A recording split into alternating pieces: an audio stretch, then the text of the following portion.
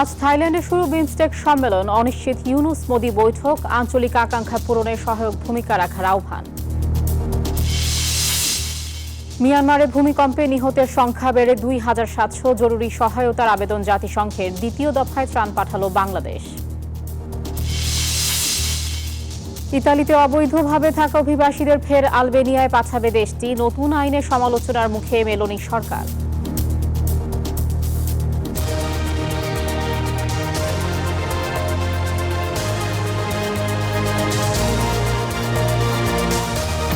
স্বাগত জানাচ্ছি প্রবাসী নিউজ 24 সংবাদে। সঙ্গে আছে আমি কাজী আয়েশা। দেখছিলেন সংবাদ শিরোনাম, এবার বিস্তারিত। ঢাকা দিল্লির সম্পর্কের টানাপোড়েনের মধ্যে আজ থেকে 4 এপ্রিল ব্যাংককে হবে বিমস্টেক সম্মেলন। এর মধ্যে অনেকটা অনিশ্চিত ভারতের প্রধানমন্ত্রী নরেন্দ্র মোদীর সাথে ডক্টর মোহাম্মদ ইউনুসের সাইডলাইন বৈঠক। সংকীর্ণ রাজনৈতিক বিভেদ ভুলে আঞ্চলিক আকাঙ্ক্ষা পূরণে বিমস্টেক শীর্ষ সম্মেলন সহায়ক হবে এমন প্রত্যাশা বিশ্লেষকদের।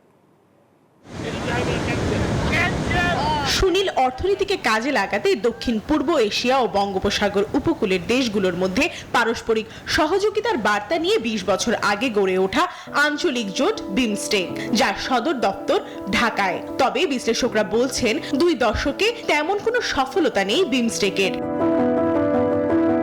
এমন পরিস্থিতিতে ২ এপ্রিল ব্যাংককে শুরু হচ্ছে ২০তম বিমস্টেক সম্মেলন। যোগ দিতে ৩ এপ্রিল ব্যাংকক যাচ্ছেন প্রধান উপদেষ্টা।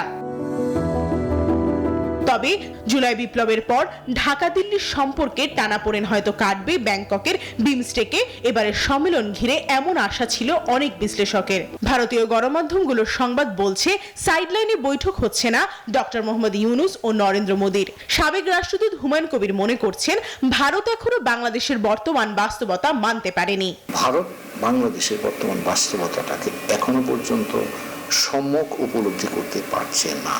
তো কাজেই সরকার প্রধান পর্যায়ে যদি আলোচনার মাধ্যমে তারা এই উপলব্ধিটা অন্তত আসে, সেটা ভারতের জন্য যেমন মঙ্গল, আমাদের জন্য মঙ্গল, দ্বিপাক্ষিক সম্পর্কের জন্য মঙ্গল। আঞ্চলিক সমস্যা সমাধানে বিমস্টেকের সফলতা না থাকলেও রোহিঙ্গা সংকট সমাধানে আসতে পারে ইতিবাচক প্রস্তাব বলে মনে করছেন আন্তর্জাতিক সম্পর্ক বিশ্লেষক অধ্যাপক ইমতিয়াজ আহমেদ। বিমস্টেক এখন পর্যন্ত কোনো কিছু দেখিয়ে বলতে পারেনি যে এত বছরের একটা ২০ বছরের উপরে হয়ে গেছে, কোনো সফলতা অর্জন করেছে সেটা নেই। ইন্টারিম রেজিমের একটা ইচ্ছা আছে যে সাক্ষাৎ হলে হয়তো সরাসরি বলতে পারবে যে বিষয়গুলো। সংকীর্ণ রাজনৈতিক বিভেদ ভুলে আঞ্চলিক আকাঙ্ক্ষা পূরণে বিমস্টেক শীর্ষ সম্মেলন সহায়ক হবে বলে প্রত্যাশা সবার। ভারতের সাথে যেরকম প্রমা চৌধুরী, নিউজ 24, ঢাকা। ব্যাপার আছে। বাংলাদেশের অন্তর্বর্তীকালীন সরকারের প্রধান উপদেষ্টা ডক্টর মোহাম্মদ ইউনুসের সাম্প্রতিক চীন সফরে ভারতের উত্তর পূর্বাঞ্চলের 7টি রাজ্য নিয়ে দেয়া বক্তব্য নিয়ে ভারতে তীব্র প্রতিক্রিয়া সৃষ্টি হয়েছে। ভারতীয় রাজনীতিক ও নীতি নির্ধারকরা এই মন্তব্যকে সার্বভৌমত্বের প্রতি চ্যালেঞ্জ হিসেবে দেখছেন এবং কড়া প্রতিক্রিয়া জানিয়েছেন। ভারতের অন্যতম প্রধান রাজনৈতিক দল কংগ্রেস দাবি করেছে ভারতকে ঘেরাও করার জন্য বাংলাদেশ উত্তর পূর্ব অঞ্চলে চীনকে আমন্ত্রণ জানিয়েছে, যা নিরাপত্তার জন্য অত্যন্ত বিপজ্জনক। এজন্য অবশ্য কংগ্রেস পররাষ্ট্র নীতির দুর্বলতাকেই দায়ী করেছেন। ডক্টর ইউনুসের বক্তব্যকে বিতর্কিত অভিহিত করেছেন 7 সিস্টার্স অন্তর্ভুক্ত আসাম রাজ্যের মুখ্যমন্ত্রী হিমন্ত বিশ্ব শর্মা। ইউনুসের কড়া সমালোচনা করেছেন মণিপুরের প্রাক্তন মুখ্যমন্ত্রী এন বীরেন সিং।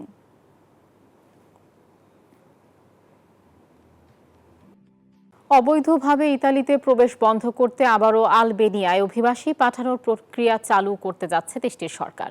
এরই মধ্যে আলবেনিয়ায় 2টি আশ্রয় কেন্দ্র নির্মাণ করা হয়েছে। তবে সরকারের এই নতুন নিয়মের সমালোচনা করেছে দেশটির বিভিন্ন মানবাধিকার সংগঠন। ইতালি থেকে সাইফুল ইসলামের তথ্যচিত্রে ডেস্ক রিপোর্ট। অবৈধভাবে ইতালিতে প্রবেশ বন্ধ করতে এবং দেশটিতে থাকা অনিয়মিত অভিবাসীদের নিজ দেশে ফেরত পাঠাতে আবারও আলবেনিয়ায় অভিবাসী পাঠানোর প্রক্রিয়া চালু করতে যাচ্ছে দেশটির সরকার। যদিও বিগত দিনে পরপর 3 বার দেশটিতে পাঠানো অভিবাসীদের রোম আদালতের নির্দেশে ফেরত নিয়ে আসা হয়েছিল। তবে এবার ইউরোপীয় ইউনিয়ন এবং ইতালি আদালতের নিয়ম মেনে বিভিন্ন প্রক্রিয়ায় তাদের আলবেনিয়ায় হস্তান্তর করা হবে বলে জানিয়েছেন মেলোনি সরকার।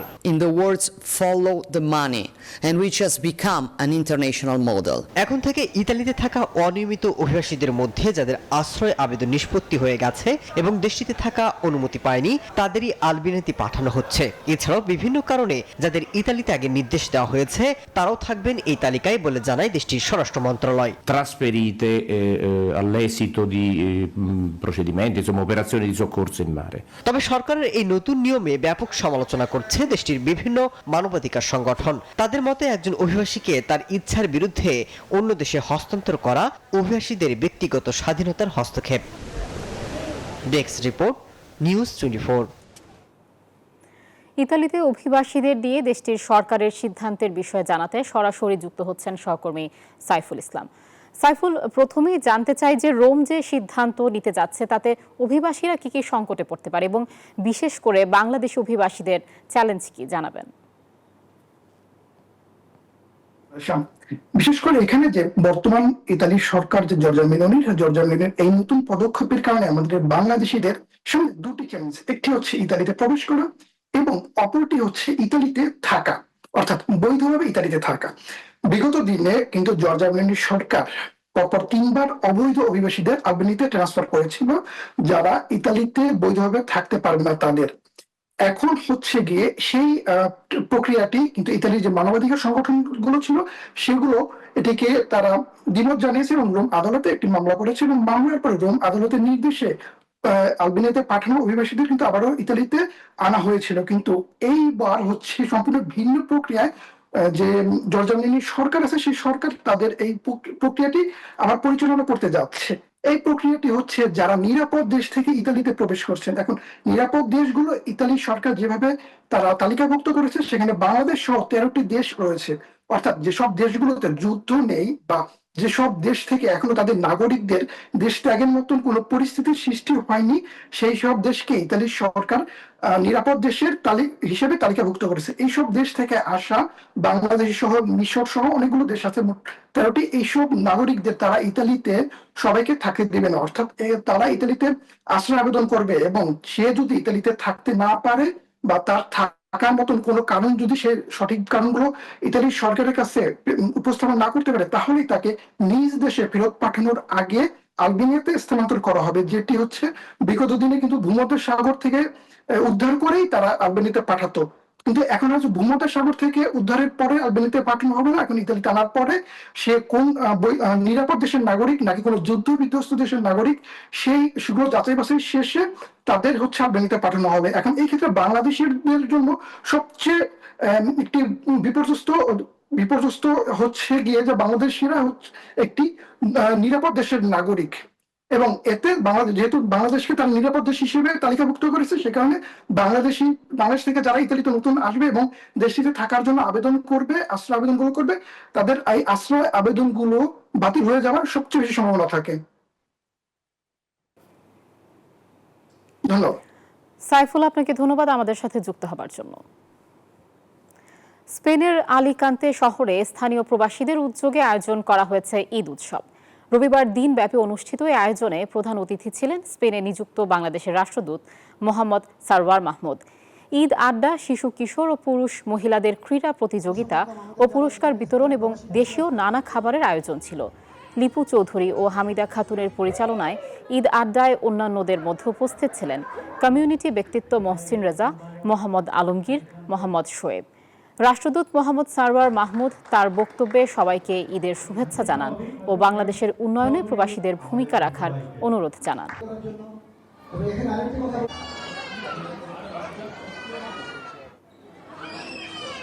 ঈদের দ্বিতীয় দিনে উৎসব আনন্দে মাতে পুরো দেশ। রাজধানী ঢাকা সহ সারা দেশের বিনোদন ও পর্যটন কেন্দ্রগুলোতে ছিল দর্শনার্থী ও পর্যটকদের উপচে পড়া ভিড়। ভিড় ছিল শহরের ইনডোর বিনোদন কেন্দ্রগুলোতেও। তীব্র গরমে সাগর জলে মাতামাতি করেও ঈদ ছুটি উদযাপন করেছেন পর্যটকরা।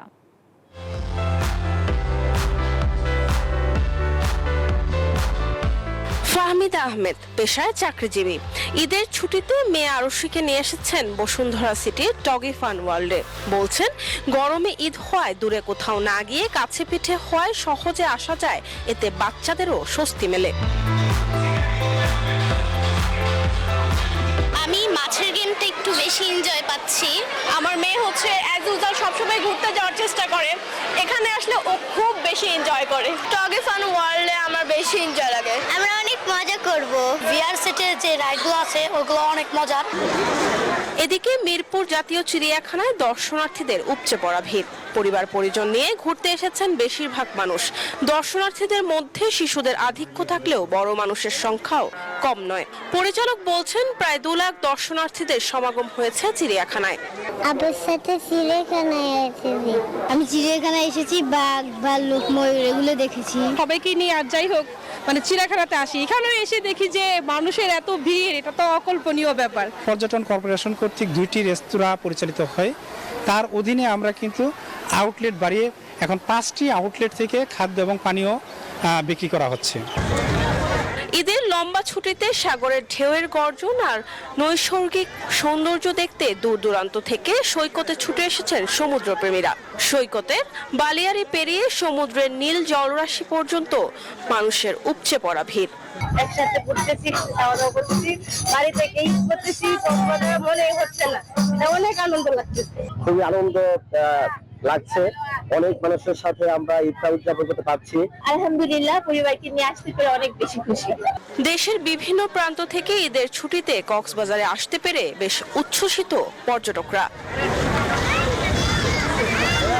মরিয়ম আজিজ মৌরিন, নিউজ 24, ঢাকা। ঈদের পরদিনও ঢাকা ছেড়েছেন অনেকে। লম্বা ছুটি থাকায় স্বাচ্ছন্দ্যে যাত্রা করতে রওনা দেন বাড়ির পথে। অনেকে আবার পরিবার নিয়ে সময় কাটাতে গেছেন ঘুরতে। তবে ঈদের দ্বিতীয় দিনেও টিকিট নিয়ে ভোগান্তিতে পড়েছেন অনেকে। ভোর থেকেই ট্রেনে করে বাড়ি ফেরার জন্য কমলাপুরে হাজির হন অনেকে।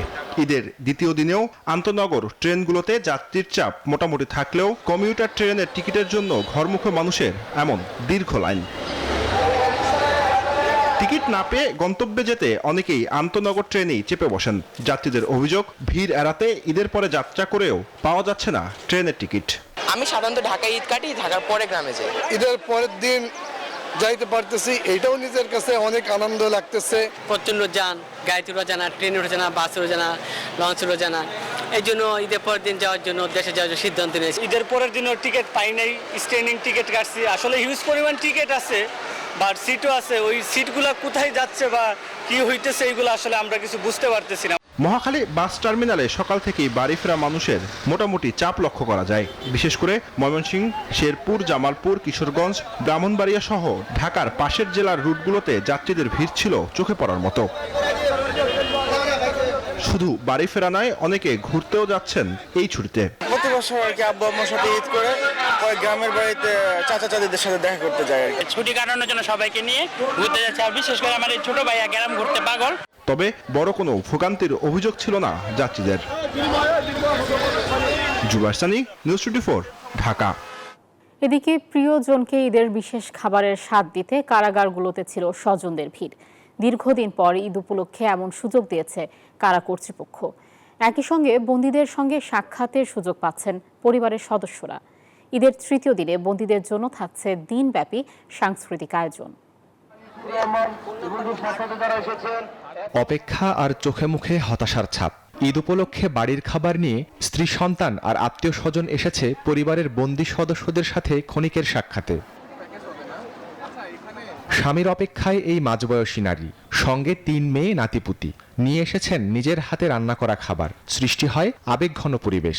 আমার হাজবেন্ডের নামে সম্পূর্ণ একটা মিথ্যে রাজনীতি মামলা দিয়েছে। বৈষম্য বিরুদ্ধে আন্দোলনে 77 নম্বর আসামি দিয়ে তাকে বাটারা থানার মধ্যে সাবেক যুবলীগের নেতা দিছে তাকে, অথচ সে কখনো রাজনীতির আশেপাশেই জানা। ওনাকে কালকে দেখতে আসছি, কিন্তু ওনাকে আমি দেখতে পারিনি। ওনার শরীরের এমন অবস্থা, যদি আর কিছুদিন থাকে ওনাকে বাঁচানোই আমার কষ্ট হয়ে যাবে। এই নারীর মতোই এক একজনের আলাদা আলাদা গল্প।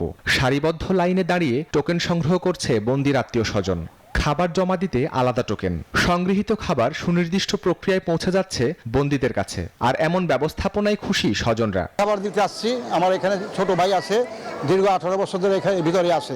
হাজতে থাকা বন্দীর সাথে মাসে 2 বার আর কয়েদিদের সাথে মাসে 1 বার সাক্ষাতের সুযোগ থাকলেও এবার দীর্ঘদিন পর ঈদে বন্দীদের সাথে সাক্ষাতের সুযোগ দিয়েছে কারা কর্তৃপক্ষ। ঈদ উপলক্ষে তাদের স্বজনরা বাড়ি থেকে রান্না করা খাবার আনতে পারবে, যেটা আসলে সারা বছরে ওনারা পায় না। তবে প্রত্যাশিত যে যদি কখনো বাড়ির খাবার খেতে পারি, বাড়ির খাবারের স্বাদটা হয়তো তার মা তার বোন রান্না করেছে, কিন্তু কারাগারে শুধুমাত্র থাকার কারণে এটা খেতে পারছে না। জাস্ট মানবিক কারণেই এই আমাদের কারা অধিদপ্তর সহ আমাদের সকলেরই এটা উদ্যোগ যে অন্তত ঈদ উপলক্ষে তারা যেন বাড়ির খাবারের স্বাদটুকু নিতে পারে। ঈদের আমেজ ছড়িয়ে দিতে বুধবার কারাগারে থাকছে সাংস্কৃতিক আয়োজন। অংশগ্রহণ করবে বন্দীরা, আবার তারাই হবে দর্শক। বন্দীদের জন্য এমন ভিন্নধর্মী উদ্যোগ অপরাধীর মানসিক পরিবর্তনে ইতিবাচক ভূমিকা রাখবে বলে আশা কারা কর্তৃপক্ষের। শাহরিয়ার শৌমিক, নিউজ 24, ঢাকা। ঈদের একদিন পর বাংলাদেশ নারী ফুটবল দল জানালো ঈদের শুভেচ্ছা। বাংলাদেশ ফুটবল ফেডারেশনের ফেসবুক পেজের পোস্টে ফুটবলারদের প্রত্যাশা, পরিবারের সঙ্গে সবার সুস্থতায় কাটুক ঈদ। ঈদ উল ফিতরের শুভেচ্ছা, ঈদ মুবারক। ঈদ সকলের জীবনে আনন্দ বয়ে নিয়ে আসুক, সকলে সুস্থ থাকবেন। পরিবার, আত্মীয় স্বজন, বন্ধু সবার মাঝে ছড়িয়ে পড়ুক ঈদের আনন্দ। সবাইকে ঈদ মুবারক। ঈদের ছুটিতে পরিবারের সাথে সবাই অনেক আনন্দ করুন, সুস্থ থাকুন, ভালো থাকুন, সবাইকে ঈদের শুভেচ্ছা। ঈদ সবার জীবনে বয়ে নিয়ে আসুক শান্তি, সুখ ও সমৃদ্ধি।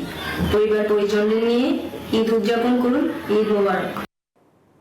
বাংলাদেশ অস্ট্রেলিয়া সফরের সূচিতে পরিবর্তন এসেছে। প্রায় 1.5 যুগ পর অস্ট্রেলিয়ার মাটিতে খেলতে যাচ্ছে টাইগাররা। পূর্ব নির্ধারিত সূচি অনুযায়ী এই সফরটি হওয়ার কথা ছিল 2027 সালে। টেস্ট ক্রিকেটের 150 বছর পূর্তিতে 2027 সালের মার্চে অস্ট্রেলিয়া ইংল্যান্ডের মধ্যকার বিশেষ টেস্ট ম্যাচ আয়োজিত হবে। এই কারণে টাইগারদের বিপক্ষে সিরিজটি এগিয়ে আনা হয়েছে। এই সফরে কোন ফরম্যাটের ম্যাচ অনুষ্ঠিত হবে তা এখনও চূড়ান্ত হয়নি, তবে ভেন্যু হিসেবে থাকছে অস্ট্রেলিয়ার নর্দার্ন টেরিটরি।